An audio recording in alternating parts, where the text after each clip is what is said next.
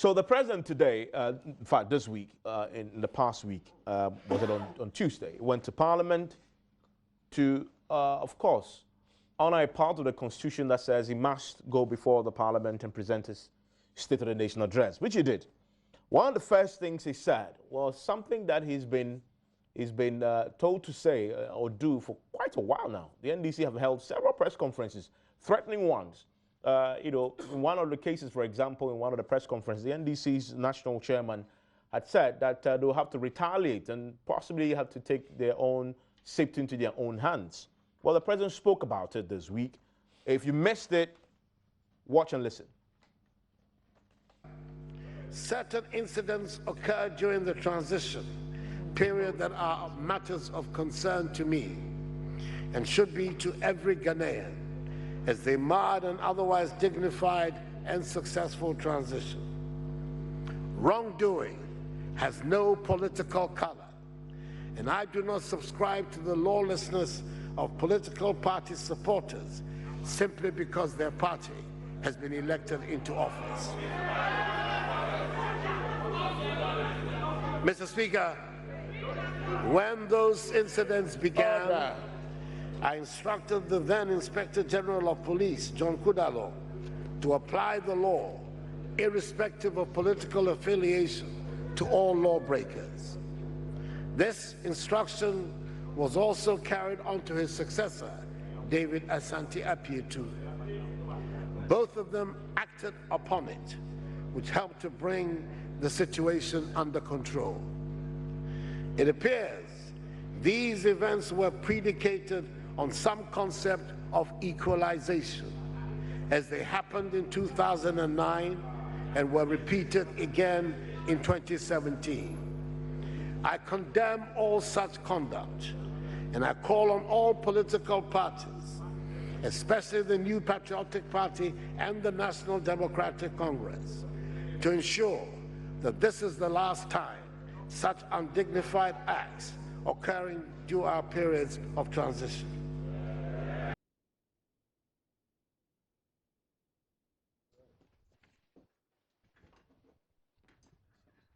So that's the president speaking the State of the Nation address this week.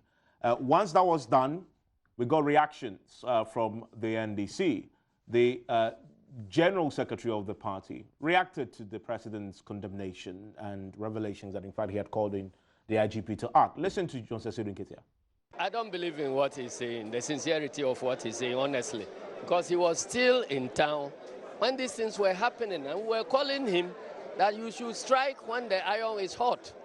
Now everything has died down, so what is the purpose of condemning it? It has happened already. Those who have to suffer have suffered.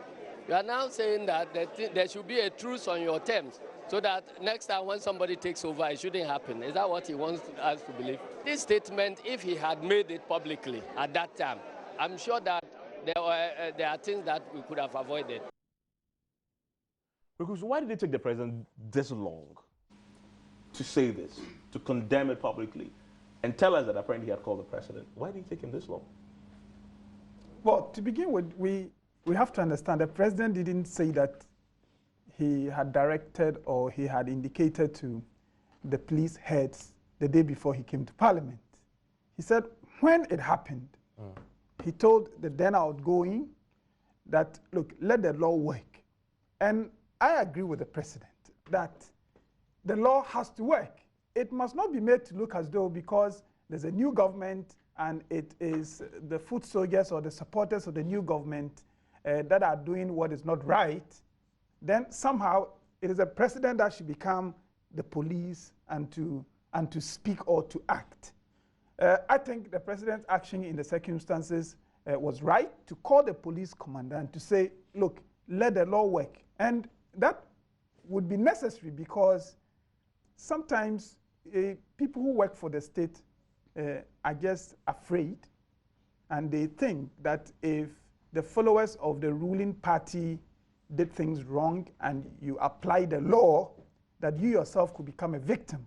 So I think the objective of the president was to assure the police command that this is a new regime, go out there and do your work. I am the one asking you to do so. And he said, he told not just the then commander, but also the one that succeeded him. Yeah. So I think to let it look as though the president waited until the day for the State of the Nation address before acting is wrong. So let's get that. No, but the NDC's argument is that it's good to call the IGP, you know, in private and have the conversation. But he wanted something done publicly because this was happening all across the country, and the president should have spoken to it publicly. That is the point. Why should it take so on this occasion or any time any law was broken that the president should speak publicly? But this was different. Why was it different? People who claimed they were acting on his behalf or the behalf of the party that got him to power were beating up people, arresting people. He should speak to it publicly. Please, those who were taking over the toilet facilities and those, they were never acting for the party. Really? They were acting for themselves. So why were party officials defending them? Obribwine, the acting national chairman. You must ask those party officials what exactly they're speaking for. What I'm saying is that nobody sees a toilet and said, going for this toilet now belongs to the NPP. Nobody seized anything or did anything wrong for the NPP. People took advantage of the fact that there had been change of government. They consider that they are part of that government. They want to take advantage of the change for their personal benefits. This is what happened. And let us not begin to let crime, we always decry this, and then we turn around to make suggestions that tend to deepen that. Crime is crime. So what the president did was to tell the police command that, look, this is a new regime. Don't be afraid, do your work. And perhaps if you did, that is how you make me happy as a president. Then the president comes to speak to the whole nation and says, this was why I asked the police to act, and that we should never allow this to happen as a country. I don't know how you could fault the president on this. I have heard even people who are normally very critical of him say that it was good that he was able to condemn that. I think we should join the president in advising anybody or people who would want to do that the state is the state. If your party is in power, it does not mean the country is for you. If people have to take over these facilities, I say that there's even Procurement Act, that you are not allowed to just take over state facilities and run them. Due process must be followed. Let's join the president in making that point clear and stop watering down the importance of the point the president made. Because as I indicated, when it mattered, he really did speak to the people he had to speak to. And I'm sure it's a good thing. But you know that even when he was, Kofi, I'll come to you, when he was saying that on that day on Tuesday, when he was in Parliament condemning, and it was happening in the northern region, MPP guys were storming the Tamale Teaching Hospital, evicting people from there, closing the offices when the president was speaking and condemning it. And then that night, we had party officials on radio accepting that these individuals were MPP supporters, and yet they didn't feel that they had to do anything to hand them over if they confined them to the police for the police to deal with them. Look, what I can say is this. The president has signaled clearly to you, the police commander sitting in that neighborhood, that the law is more important than any other human being. If, as the president was giving this assurance, you are the police commander of that area, and you still do not want to act, then you should know that I would be happy to see the media call this police commander and to say, why are these things happening? Because that's precisely what the president is. The president cannot be everywhere. So what the president is doing is to empower the state vehicle that has been put together to deal with these situations to act. If they are not acting, well, as you indicated, if they are not acting, there is a police commanded force under the president. Exactly. If this came to the presidency, I am sure those police commander will have to be sanctioned. Yeah, but so what happened there? Because the guys haven't been arrested. The guys who stormed honestly, if you didn't say it here, if you didn't say it here, I would not know this. If you think these wrongs have happened, the police commander has not acted, you have the means to get it across to the president. Oh, my means is to do the story And then once when I've done it, not you in particular, but I mean anybody who feels this concern. Look, what I want to take away from this is that let's not pretend that we're ever going to be able to fight crime by the president sitting in the center and commenting on things that happen in communities. The president has assured the police command that do your work. Let us join the president in impressing this on the police command. I would be happy if whichever police commander did not do their work, if their names were mentioned and the question was being put to the Minister for Interior that why is this police commander still in office? I think it would be a more constructive discussion. Then we know that the people who have responsibility to act in the face of this lawlessness are acting. But I am quite uncomfortable about turning this into the president. Then we begin to read in the politics. But this is politics, well, isn't it? It is crime. Yeah, if people did the wrong things, I agree. it is crime. But it's a crime that is being fueled and perpetrated because the too much politics involved there. The party, listen to this. The president said, I'm quoting part of what he said today, I condemn all such conduct. I call on all political parties, especially the New Patriotic Party, his own party, and the NDC, to ensure that this is the last time such undignified acts occur during our periods of transition. The NDC says he should walk the talk. What concrete steps is he taking to realize this wish of his? What kind beyond just saying this on the public platform? What kind of concrete steps? They say he should go ahead and disband the invincible forces. Well, I think that the point about these invincible forces, and not just the invincible forces, the other named groups who have acquired for themselves reputation for providing some kind of security should be that, of course, people have the freedom to form their associations. I think the important thing is that when people either acting in the name of some known association or acting without a name, that again, our law enforcement will work. What if, yes, we could go ahead and disband. So you don't have any, the party, the government, you don't have any responsibility once the police fail to work. It's okay. I mean, the police must work. No, the police must work. The police isn't working in this particular regard. And so you have no responsibility. The party has no responsibility. The president has no responsibility beyond that. I think the responsibility of government is to punish police people who do not do their work if it becomes evident that they are really not doing their work. That's what I think. That's the responsibility of government. I don't believe that it is a responsibility of the president or the minister sitting in Accra to be commenting and going around communities and seeing which people are breaking the law and arresting them. What I'm saying in respect of this thing, these matters, is that the president has signaled and told the police command that do your work. If you do your work, I will be behind you. If they are not doing their work, I will be happy to know those police people who are supposed to have acted when they didn't act. And if I were to meet the Minister for Interior, I'll be asking him that this policeman, why is he still in office? If we focus the discussion like that, we're going to build our institutions. If there are invincible forces, they say they are an association, they are enjoying their freedom of association, let them be. If they cross any line, let the police people act. Have they crossed the line or not, the invincible forces? In what matter? In using arms, in assaulting people, seizing public institutions, and when people, etc. When the incident in the NPP headquarters happened, and you had these military people and security forces entering, they did see some arms, didn't they? Well, they said that they found some arms there. Yeah. Now they are supposed to have arrested some people. Should we not be asking what has happened to the outcome of these investigations?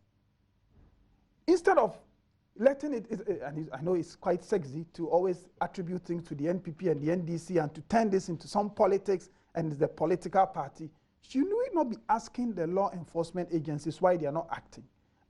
If I knew a specific incident that took place that was reported to the police, that the police is refusing to act on, if I met the Minister for Interior, or if I could talk to him, my question is that policeman, why is he still at post? Kofi, so you agree with that? I mean, this is what the NDC did this week. After the president spoke, they issued a statement and said, we have planned a demonstration in fact, for today, I think, today's the 24th, and that yesterday, having heard the president, they decided to call off the demonstration in good faith. And then they say, okay, in exchange, the president should take a step further, work with his own party to disband this particular group. The Deputy General Secretary of the party then goes on there and says that will happen over his dead body.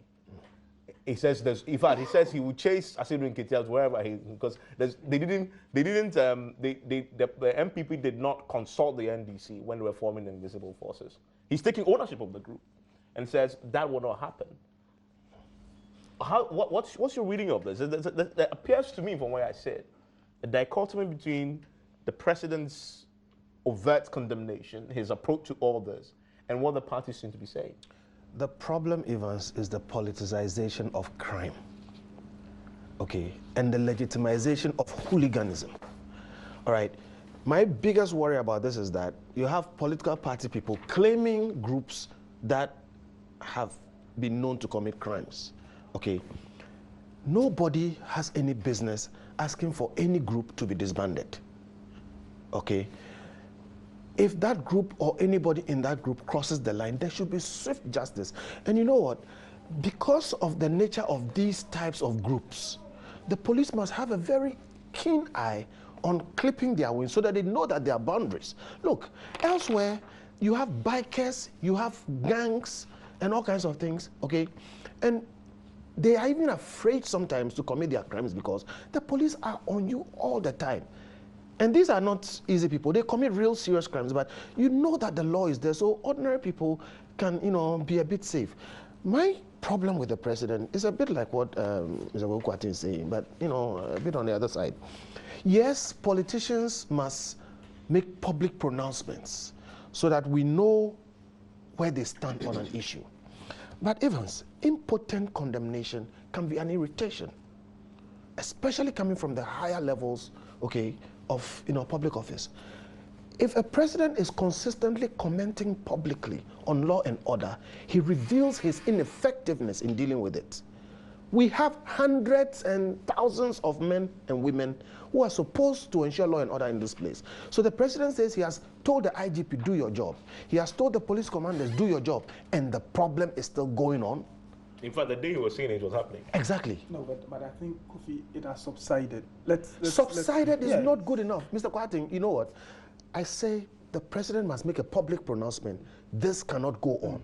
But the president must now show us what happens if it goes on. They say, speak softly, carry a big stick. It is absolutely not acceptable that nobody has lost their job, but people are being harassed in this country today. So my point is this: if the president says, I've told the IGP and I've told the police people involved to do their job, he should say it once. And if it happens again, yes, I agree with you. Maybe Evans, your people, the media should also change a bit. Stop asking politicians, start asking the police commanders. But the president is an executive presidency vested with full power. Impotent condemnations can be an irritation. He should make sure somebody is doing their job or relieve them of their position. Then everybody will get the message. I can tell you for a fact that the police do not lack the means to arrest these boys.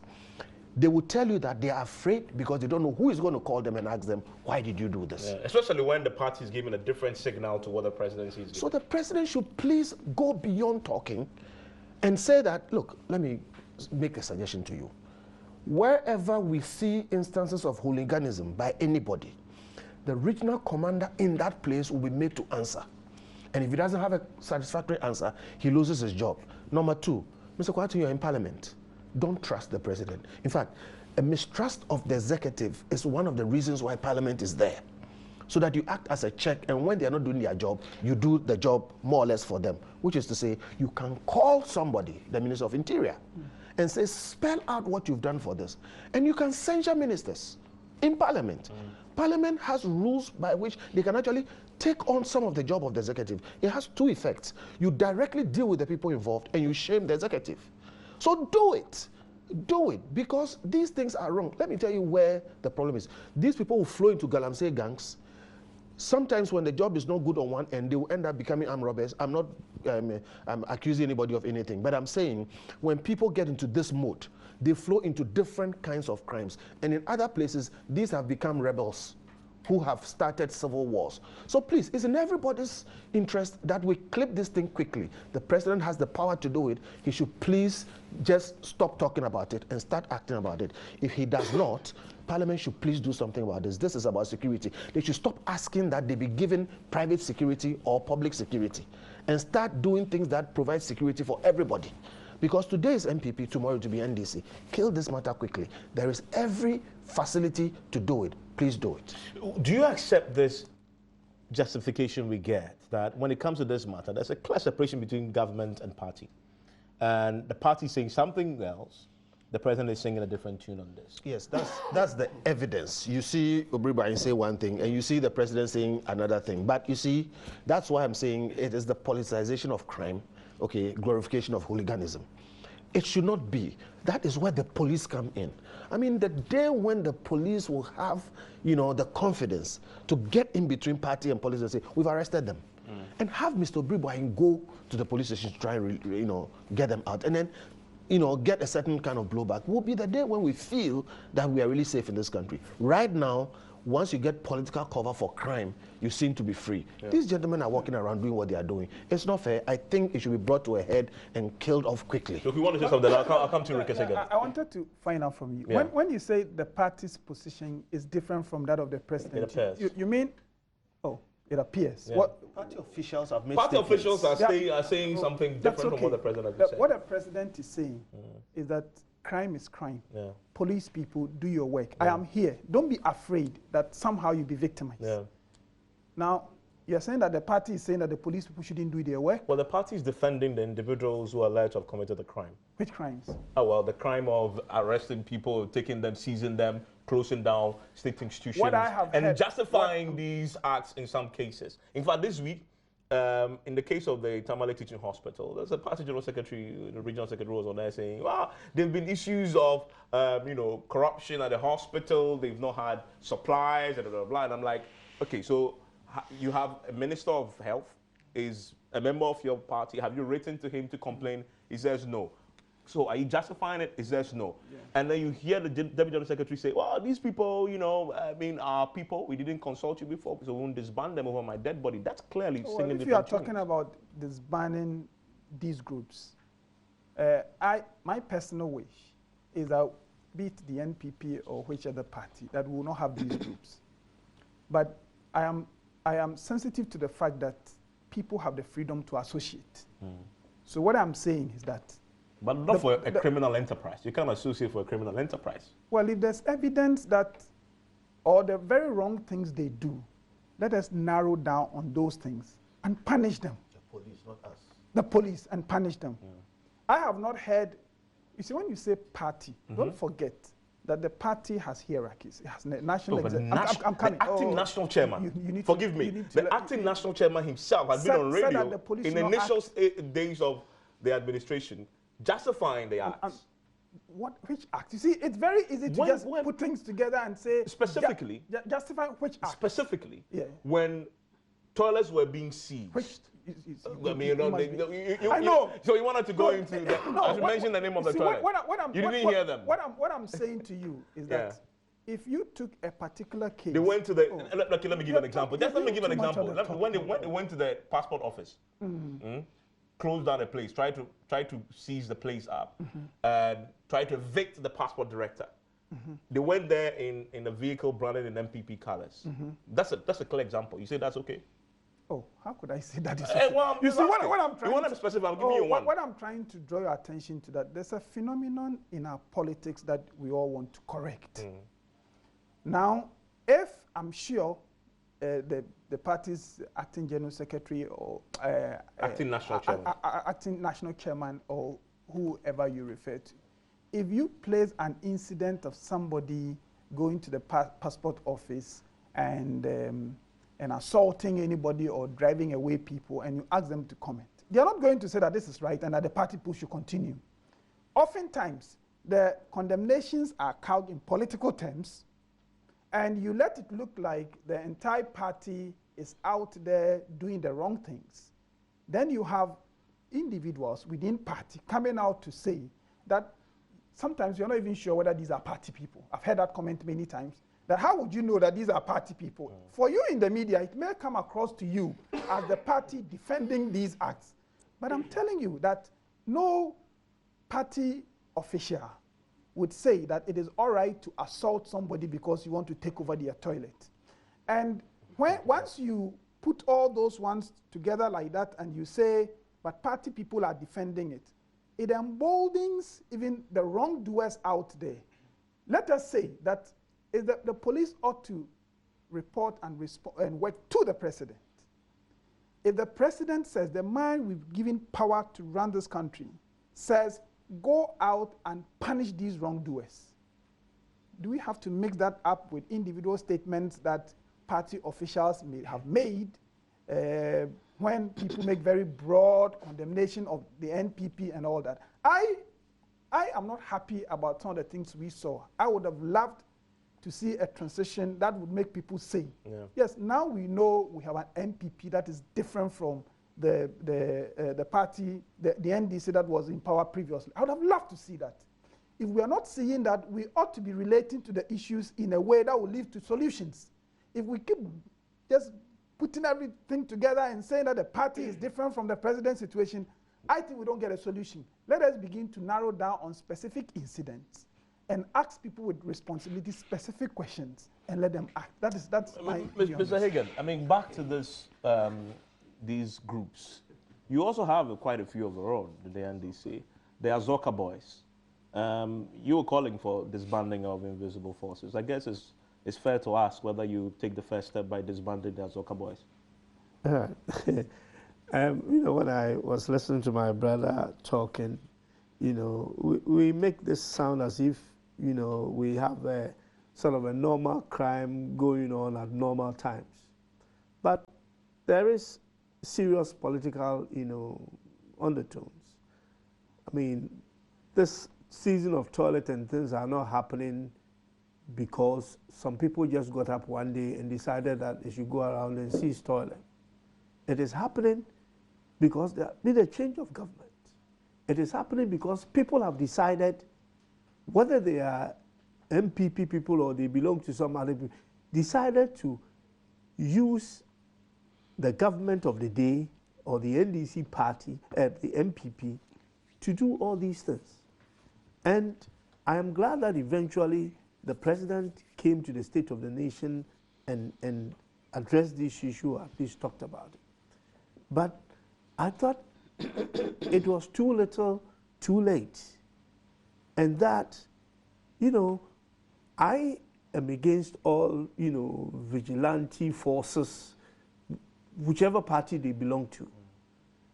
Because there's a danger that if we don't put a stop to this, and we have vigilante groups attached to political parties, we are going to be going down a road that, in the end, I mean, we've seen what has happened elsewhere. We've had a very, very smooth and admirable transition from, you know, one party to the other. And then we go down this route. I mean, these things have happened in the past. We go down this route and basically kind of destroy everything that we have done. And there's a danger for all of us, you know, politicians, whichever side of the political aisle we belong to talk about these things and make sure, and talk about them very early, to make sure that we stem these things out so that it doesn't create, you know, any problem for any of us, you know, somewhere down the road. And I do agree with you that, yes, we have asked, as the General Secretary rightly said, that, you know, if we have them, I think we should all do with these kind of groups and not associate ourselves or let them associate themselves, you know, to us. Because there's the danger, you know, that, you know, this kind of equalization and all the other names that, you know, we are calling these things. We should see what is happening. We shouldn't just, you know, brush things under the carpet and think that they will go away by itself. Yes, the systems are there, they should work. When the president has told the police chief, and he has to do something about it. These are not normal crimes happening at normal times.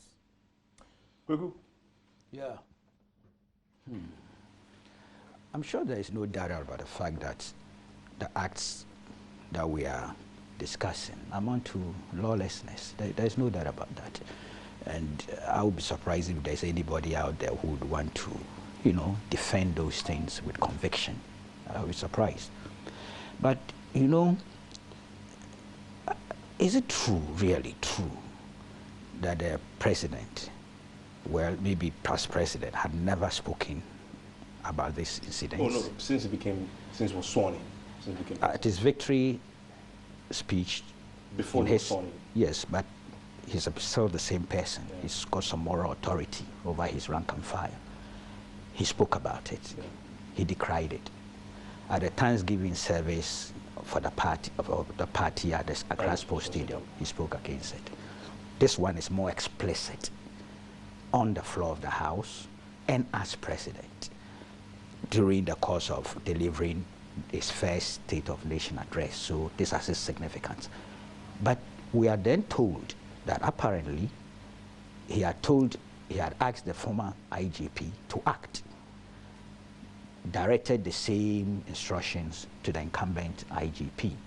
So this is not a picture of a president or a person, a leader, who really didn't give a damn about the situation.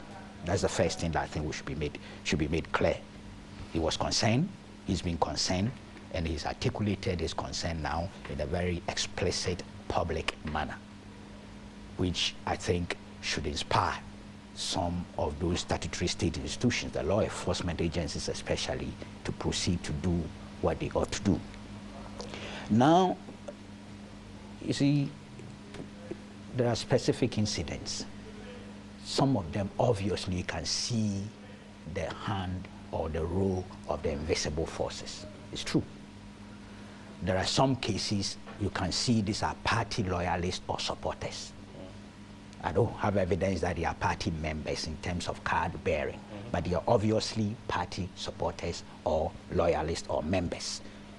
And the president doesn't even hide that fact in his State of Nation thing, the fact that this is part of the transition pains, and these are things coming from people who think their party has been elected into office. By implication, it's a recognition that some of those incidents have been done by his party supporters. We shouldn't deny that too. I mean, take the Kofi Adams incident.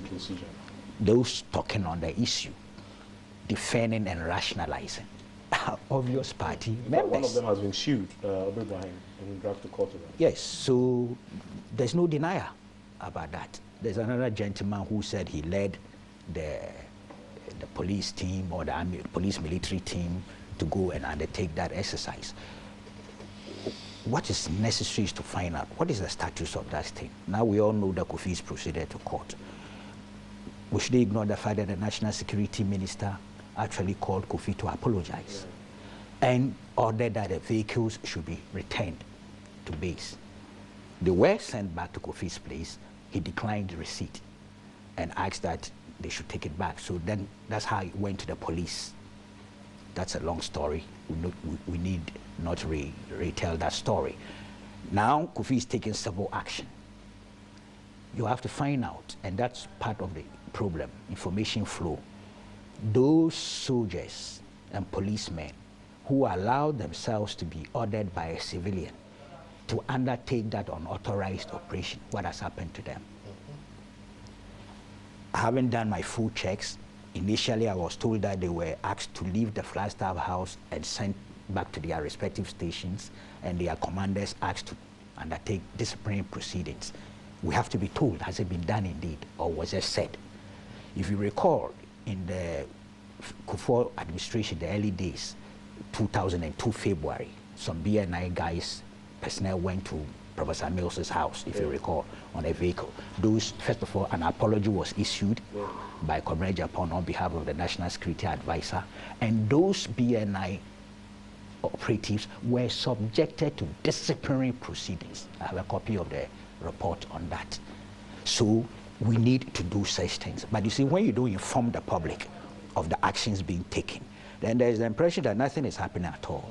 And also, there is no deterrence then for potential perpetrators.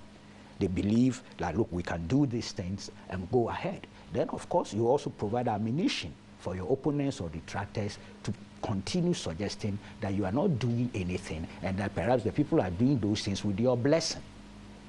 Either way, as a nation, we don't look good. Let's take another example, the Flagstaff House incident about the assault of a police. The CCTV footage that had made around. Yes, there are two aspects to that thing. What is out there now is everybody is talking of the fact that some military guy was busted for allegedly leaking the video.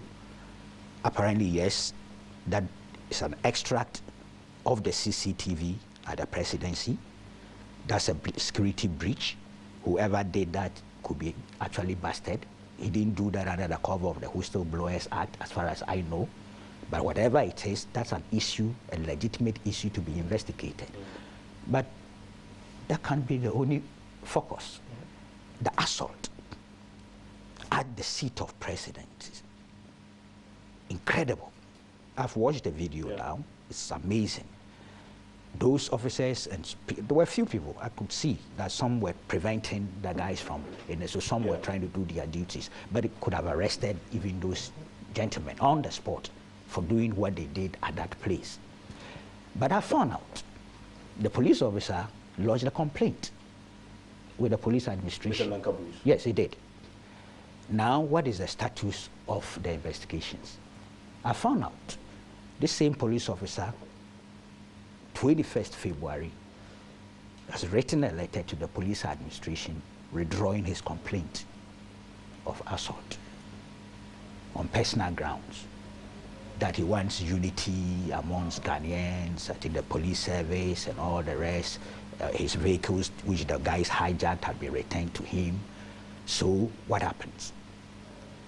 But apparently the CID has decided that despite the withdrawal of his complaint, they will proceed with the investigations.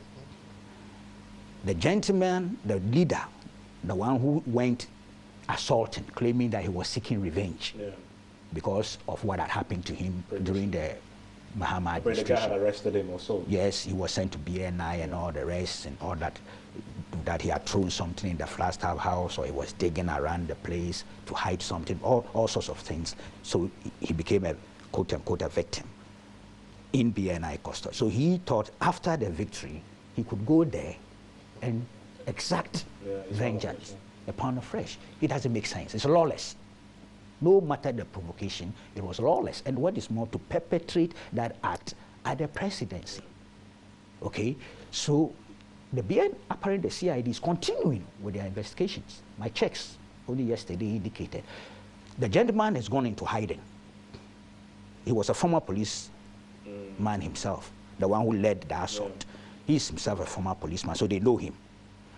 They are looking for him to apprehend him and his guys who supported him and continue with the investigations.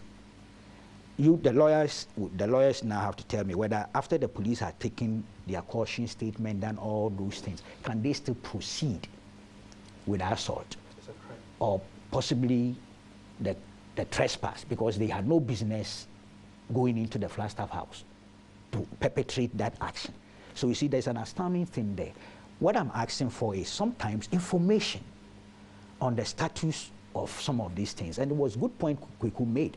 Last week I was making the same point, that the discovery of arms in the MPP headquarters and those who were arrested and all the drama. What is happening? We don't know anything. You see, when things like that happen, then you get a parties or entities thinking that let's provide our own security. If the state institutions are impotent, unwilling, unable to act, to play the role that they ought to play, It provides the basis. I'm not justifying it, and I'm not rationalizing it, but I'm saying that we should cut across both the political class and the professionals in the security services are contributing to this situation. When things like this happen, we investigate, we don't tell anybody the status of the investigations, we don't prosecute, we don't do anything. The matters become part of the political football. And that's the end of the thing. So a culture of impunity is created. I think that where we have reached now, see, Parliament, any member of Parliament could file an urgent question to get the Minister of Interior to come and give us a report on all these incidents. After all, it's an institution. There's institutional memory there. So the past ones, there must be reports on them. Then the current ones too, there must be report. For us to interrogate the issue, I know members of Parliament can make statements, but statements really are not that effective. I'm told recently there was a statement on the seizure of vehicles and was chaotic. But in this case, an urgent question directed. We need to know what is happening to all those cases. And for the record. Thank you. So you see, that's it. It's been going on for too long. Yeah. Can you imagine 2009? And this is not to equalize. This is just to tell you how ineffective we are as a nation. This is January 15th. Stop harassing our supporters, Nana Akufo-Addo. GNA report. Nana Addo Akufo-Addo, presidential candidate of the New Patriotic Party, has appealed to President John Evans Atta Mills and the leadership of the National Democratic Congress to advise their supporters to stop harassing supporters of the NPP. He said it was worrying to see that more than 300 NPP supporters in Accra had been displaced, some vehicles seized, and certain public toilets taken over by NDC supporters in Ashamai. He expressed regret that supporters of the NPP had been subjected to harassment and violence, warning this arbitrary governance should not be allowed to continue allowed in Ghana. Look, we're back. It's a recycling. Same thing. To the eternal credit of the former NDC chairman, and I brought the paper here some time ago, Kwabena Adjei, he condemned that particular incident, that Shamai takeover, openly and publicly. It helps, but it's not enough, as Kofi has been saying. It's amazing, you know. We are better. So I want us to move on to the substance of the economy and the. Yeah, I just want to very take briefly. a cue from what the point Kofi made, and I think Kofi also made that point that we ought to be asking the ministers to come to Parliament and to give us what is the status of the investigations into all these matters. I want to commit publicly that on Tuesday I would file that kind of question. Thank you so much. You see, sorry, but it's very important for our own national institutional memory to record these things, okay? Then it also does something. The police chief, if he knows that there will be a summons on the Minister of Interior in Parliament, for which reason he has to provide information, he will organize himself better on two levels. One, he would act, and two, record. That is part of the reason why we went to court on right to information. Because once you know that you'll be called upon to give a record of what you've done under oath, okay, with potential consequences to your person and your job, then the people will feel a certain, compulsion, not to the president or anybody, but to act and properly record so that when they are called, they'll do that. So, okay, we'll take you up on that, and thank you very much. This is what Parliament is. So this will be another question to the Interior Minister, correct? Yeah. Interior Minister. Fantastic. Thank you very much. And you're still here on Newsfile on Joy 99.7 FM, also on the Joy News channel. And we're going to take a quick break. We're going to return the economy, energy, education, agriculture. We're going to start with the economy because that's, of course, consumed, I guess, 90% of the time in terms of the post-State of the Nation address discussions. And then we'll come to energy because I'm sure a number of you are waking up this morning without electricity. Of course, I woke up this morning without electricity, so I know what I'm talking about. The president talked about it, but also give us an indication of what his vision for the sector is. He says they're going to roll out an electricity master plan, and they have to also deal with the debt. Mr. Kwarteng had also raised on the floor of Parliament this week when the debate started about energy sector levies that were supposed to have been used to, pay off the debt being used for something else. Another important aspect of that revelation, he says, if there are, somebody had frowned on somebody had violated the law, that person should be dealt with. We'll be delving into all those, you know, important details when we return from the break. But remember, economy is on the agenda, energy is on the agenda, education is on the agenda, agriculture is on the agenda, and then we'll end with that parliamentary probe. Stay with us.